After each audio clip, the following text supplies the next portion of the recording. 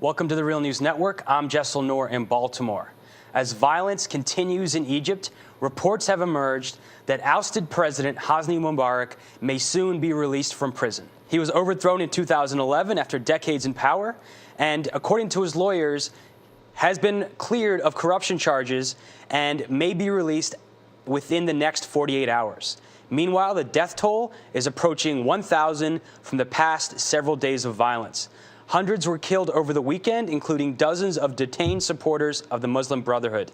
Dozens of police and security officials have also been killed, but the vast majority of those who have been killed over the past week have been supporters of ousted President Mohamed Morsi. On Monday, Human Rights Watch described recent events as the, quote, worst unlawful mass killings in Egypt's modern history. Over the weekend, the Armed Forces Chief, General Abdel Fattah al-Sisi, gave a nationally televised speech saying the army and the police are the guardians of the will of the people. Now joining us to discuss the latest news out of Egypt is Noha Radwan. She's an associate professor of Arabic and comparative literature at the University of California at Davis. Radwan was born in Egypt and was among the participants in the 18-day Tahrir protest. She's joining us now from Berkeley. Thank you so much for being with us. Thank you for having me. So as someone that was involved in the protests that ousted longtime Egyptian dictator Hosni Mubarak from power, what are your thoughts? What's your response to the news that he could be released within the next 48 hours? I'm very upset over that, but I'm not at all surprised. Over the last couple of years, since the ousting of President Mubarak, his trials have slowly and gradually cleared him of all the serious charges against him. All charges of corruption were not pinned on him and his cronies because rather than violating laws, they tailor-made laws that allowed them to take advantage of all the country's resources and manipulate them and carry out all their corruptive measures above the law. Then there was the charge of shooting and killing the demonstrators in the protests against him in January, February of 2011. And again, the police failed to provide enough evidence to pin the charges on him. So one could see this release coming. It's frustrating, it's infuriating, but it's not at this point surprising. This also leads us to the current crisis. I mean, whatever crimes President Mubarak committed in shooting the demonstrators, one can see that more violence on the Egyptian streets is still going on. Therefore, nothing has been changed. It is the same police force that we have had shooting the demonstrators in 2011 that is shooting the protesters on the streets of Egypt right now. And I wanted to ask you about this news that 25 off-duty Egyptian police officers were killed by suspected militants in northern Sinai. Some have speculated that this is in response to what happened a day earlier, where 36 detainees, supporters of the Muslim Brotherhood, were killed in clashes with security forces. The reaction, but certainly Egyptians woke up this morning to the two pieces of terrible news. One, that pro-Morsi supporters who were in the custody of the Egyptian police were killed, and that 25 police officers have been shot dead. These two pieces of news are very disturbing and testify to the ongoing violence. One cannot pin the shooting of the officers or the police people on the pro-Morsi supporters at this point, but it's pretty clear that the Egyptian police is responsible for the death of those who were in its custody.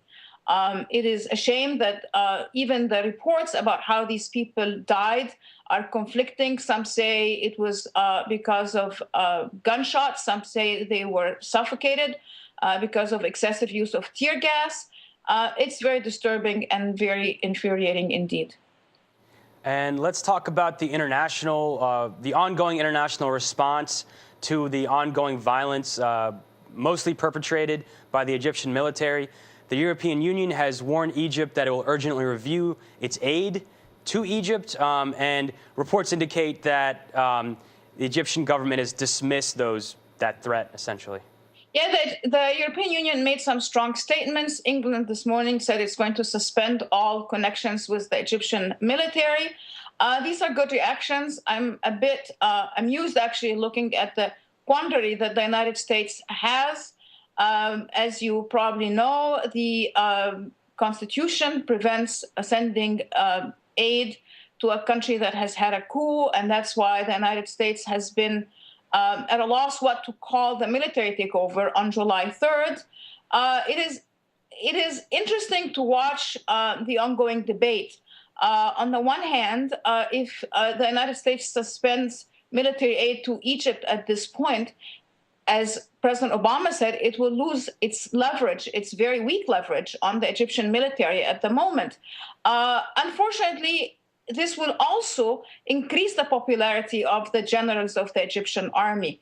It's a difficult situation because of the immorality of the use of military aid for leverage against another country in the first place.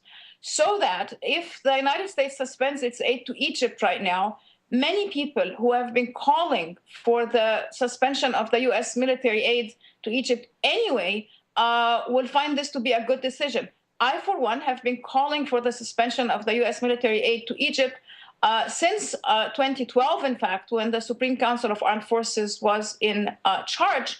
And we were on the streets in Oakland as part of the Occupy Oakland, and Occupy Oakland was very supportive of the struggle of the Egyptian people at the time. And I said that the U.S. should suspend its military aid to Egypt and to Israel at that point, and in fact use that money to support public education in the United States. So as you can see, it's a difficult decision. The moral thing to do, the only responsible thing to do for the United States right now is to cut off the military aid. Unfortunately, rather than curbing the Egyptian military, it may actually increase its popularity on the Egyptian street.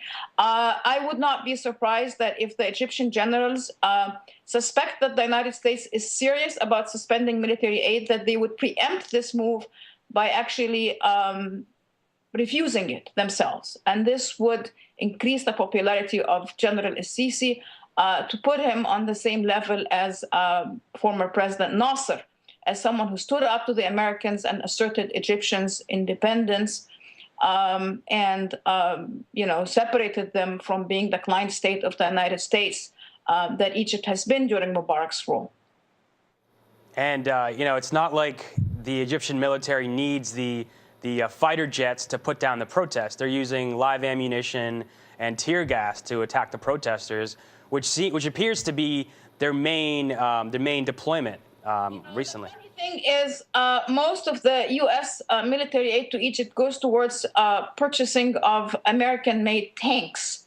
And I have read somewhere that Egypt has many more tanks than it needs.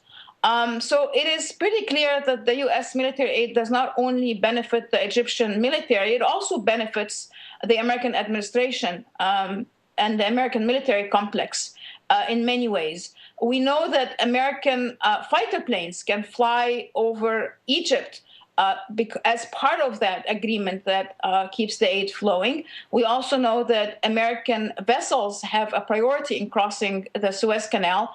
And we know the American administration has not made a secret of this, that this has been extremely helpful in its own war against Iraq and Afghanistan. So you see, it's a very complex situation. It's immoral on all sides. And it's about time that maybe one good thing can come out of this terrible situation in Egypt, and that is the end of the military aid from the United States to the Egyptian military. And finally, Noha, you were a part of the protest that deposed Mubarak back more than 2 years ago. Where are the revolutionaries today, and what are they calling for? Well, the revolutionaries are divided. It is very unfortunate, but some of them who would have found it inconceivable a year or two ago have now sided with the military and the police. The speech by General al-Sisi that you just quoted in the introduction to this interview, where he says that the army and the police are the guardians of the Egyptian public will, that's a very sad statement. The army and the police are never guardians of the will of the population, and especially not so the Egyptian police. The Egyptian police is a massive apparatus. that is very abusive and has a long history of abuse of power and of the population. We cannot forget that they were the main reasons why the Egyptian revolution started in the first place. It started as an uprising against police brutalities that have never ceased to happen, not after 2011 and not today. Actually, there's an interesting situation I wanted to bring to your attention before we end this interview. A lot of the revolutionaries were very upset at President Morsi, infuriated, in fact, and rightfully so, because during his presidency, the police brutalities continued. One of the young men who were shot during the presidency of President Morsi was a young journalist, and the Egyptian police refused to acknowledge, the excessive use of force then. And then there was another case of another young man, Mohammed al-Gindi, who was arrested, abused in custody, and killed in custody. And then his body was released to the morgue. It was difficult to find it. And then the police never actually admitted what they did to Mohammed al-Gindi. Here's the quandary that the Egyptian government finds itself in. It is the same Minister of Interior who was responsible for the torture and death of Mohammed al-Gindi, who is now carrying out the assaults against the protesters, the pro-Morsi protesters. So how can we prosecute the Egyptian Minister of Interior when he is now the guardian of the public will of the Egyptians? Unfortunately, Egyptians must learn that the military and the police are not their friends.